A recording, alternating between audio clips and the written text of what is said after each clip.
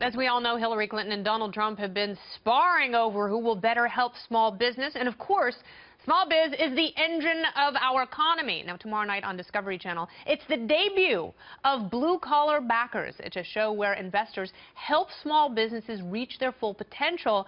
But there is a twist, and here's the clip. I'm in Texas, but I got deals all over the world.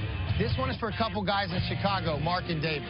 They got a cool barbecue joint, but they want to get into the food truck business. You know, they can't get a bank loan, and they've been trying to get this project going forever, and I concepted this for them, months ago. I think this is a great business to back because right now is an amazing time for food trucks. And I'm hungry. Collar Backers airs tomorrow night at 10 p.m. Eastern. Cameron Davies, he's the guy in that clip, and he joins me now.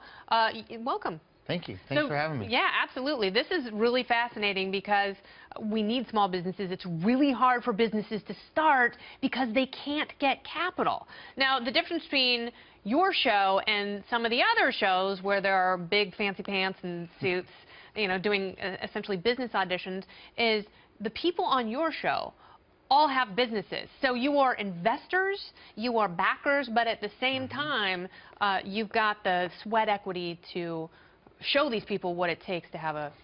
That's true. So 75% of our clients come to us and don't realize how expensive it is to get into a unit that they're looking to, build. And so what we do, food truck or mobile office, tattoo, roach, which used to be called a roach coach. We try not to call them that anymore. Chuck wagon. That's how food trucks started, is chuck wagon. No, I agree.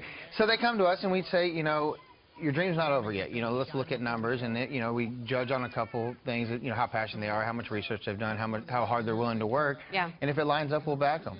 Yeah. That's what the show's about. Have you seen the movie Chef? Do you like it? I do. I like Chef. Chef. I love that movie. It was good for our business too.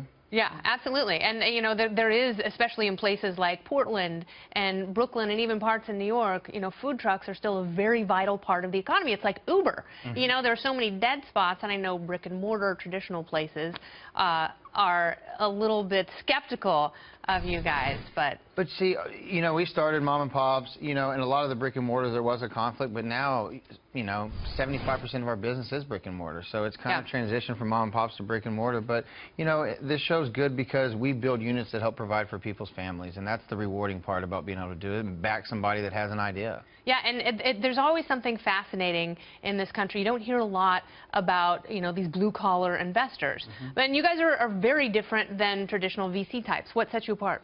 I mean, we're the real deal. We're hands-on, I make it a point to be there and to answer questions and help somebody come up with a solid business plan so they can be successful. But then I'm also there helping build the unit. So I have an amazing crew that's like a big family.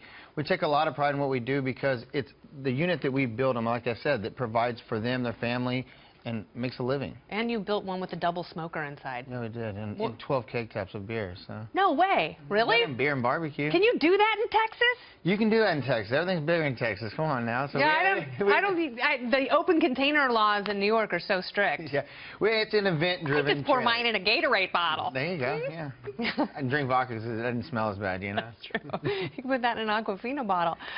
So what's the most important thing you tell someone who's starting a small business? Is it about their business model?